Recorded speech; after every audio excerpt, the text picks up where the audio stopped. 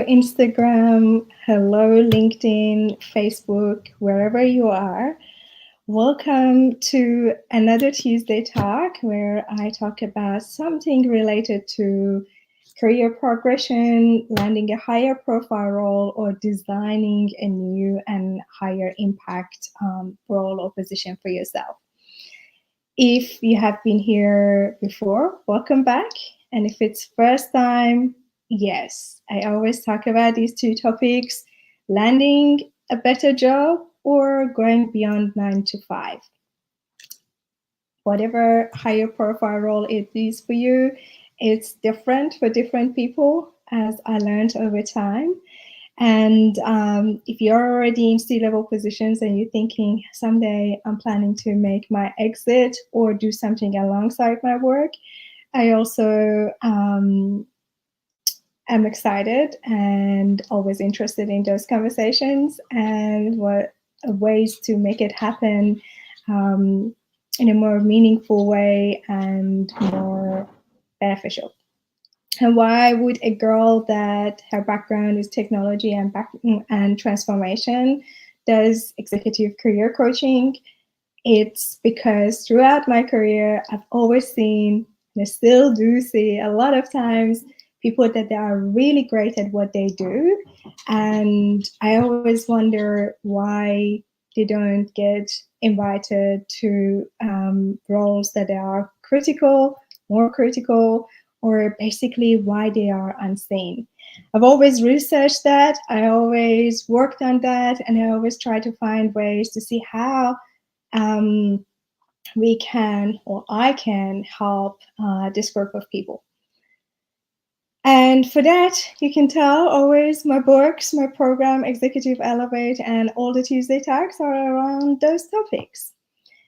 Today's conversation is about networking, a topic that I always talk about, and it's actually between all the 5 topics that I always talk about is one of the ones that it gets most traction, because networking traditionally is the one that is associated with drinking after hours in big, large rooms that you don't know anyone, and you have to always force a conversation, which is really awkward.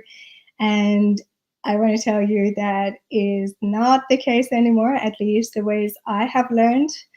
And today, particularly, I want to talk to you about how you can manage the time that you invest in networking in a way that it increases the ROI, return on your effort, I should say, ROE, return on your effort for networking, to actually get to have a network that is nurtured, you feel belong to, you feel you're supported, and help you to get to your goal, and you help them to get to their goals. So this is, yes, about time management, but not so much about time management. And the one mistake that we make when it comes to allocating time for networking alongside our career is to not have a hit list. Let me explain. First time I heard this phrase, I was a lot younger. I was in New York, and there was a guy that was a master networker, or known for that. And when I was in conversation with him, he said, I'm new here, and I don't say he was mentoring, but he was kind enough to teach me a few things over the period that I was there. First time he said to me, do you have a hit list? And I was like, well, no, I'm here to, I need to meet these 2 people that I came here because I was working on a project.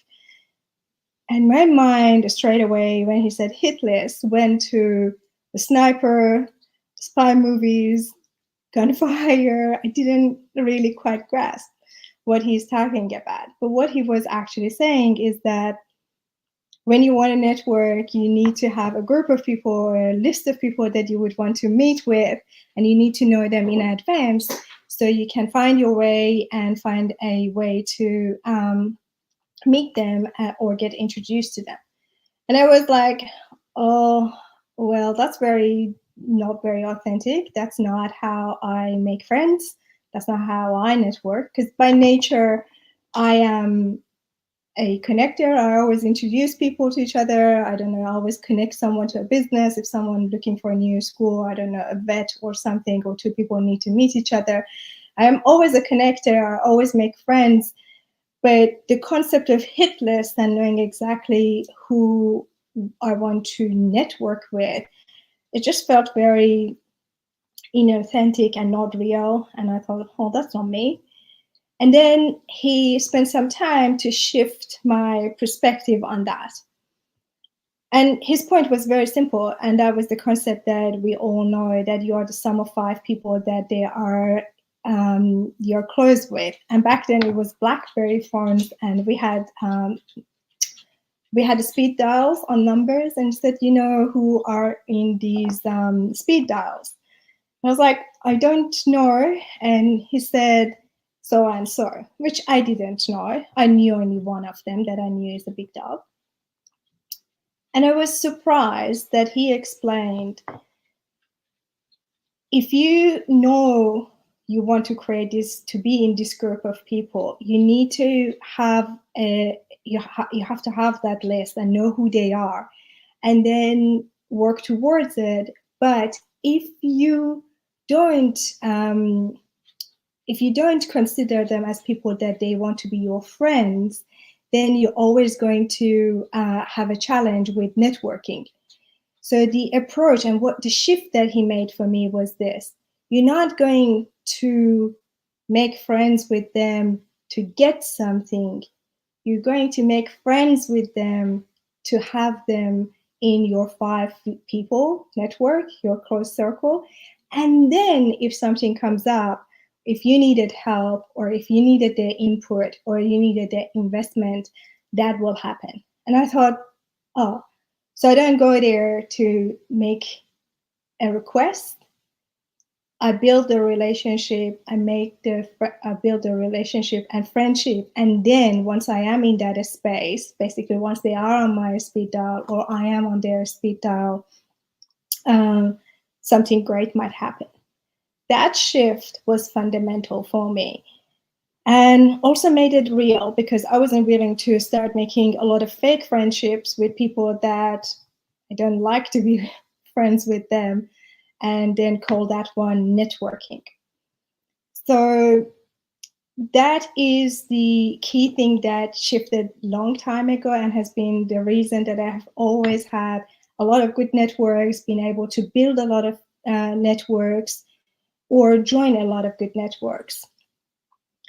The key thing about getting most from the limited time that you have weekly, that you can allocate to networking consciously, is to know who you want to be friends.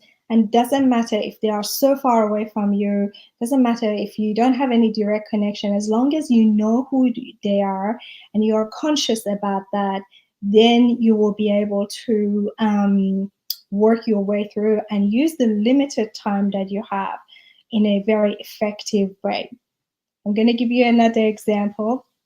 I have a client that his background is in health and wants to move to fintech. Obviously, it's seemingly different industries, but it's not actually. So when we worked with him, we started to write name of companies and then name of people that they are leaders in those companies. And we started to find common friends. And then suddenly he was able to get connected or get introduced to some of those ones, and just get to know what's happening in fintech before he be able to actually make a transition from health industry to financial services. So the point that I'm making is, given the family and given you already have a full-time job, and given the amount of work that you need to keep yourself and your body and your mental health in place, the short, very limited hours that you have, even if you have only half an hour or an hour in a week, it's how you spend it. You need to be very intentional. And you only be able to do that if you've got a hit list. So play with the idea, and I have previously run a course that was about networking and how to strategically define how you want to grow your and nurture your network. And it's particularly helpful for people that they always had internal looking roles. See, if you are in sales or partnership management, this stuff that I talked about are no-brainer. That's part of your job as how to do the business development. But for roles that they are internal looking, we don't have the skill to actually go and connect with other people outside our organization. Best case scenarios that we have are if there's a vendor management event that vendor is inviting us, and then we are worried that if we start friendship with them, then we have to buy something from them. This is a common case between all my clients and my friends. So that becomes the barrier into even expanding and going beyond 9 to 5 of our, company. So in one of the courses that I've designed is exactly for that. It has how to go through define the strategy for yourself as where you want to go, who do you want to network with. And remember, networking is part of your job, is part of your career development. So thinking that I've done a fantastic job so far. If you are listening to this talk, I am certain that you're one of those high performer, peak performer, high achiever people. So no question about your capability and your ability to pull off things and deliver and hit your targets and all those good stuff. But when it comes to networking, you also need to have a strategy, a structure, and a method to be able to grow and nurture your network. So have a look around and see what is out there, and obviously definitely have a look at the workshop that I've designed. By the way, I always design workshops, not courses, so I correct my language. I think workshops are more effective because you go in, you get the concept, and you get to implement it straight away while you are there. So again, a perfect use of your time. So you get something from your investment immediately, and you walk out with clear actions. And one of them would be, how much time do I need to put per month, per quarter, and what am I exactly going to do and what am I not going to do? That's all I had for you this week. And I just summarized the points. Networking, your hit list, major shift, first make friends, and then make later on, if there's a request or any need to basically utilize your network. And also remember, how much time you put into it, you're going to get 10 times more in the future. The last thing, I have to say that some of my very best friends that are closest to my heart, closest to my life, are people that I met at work, and everyone was like, when everyone was so busy with work and life, and those became part of my life.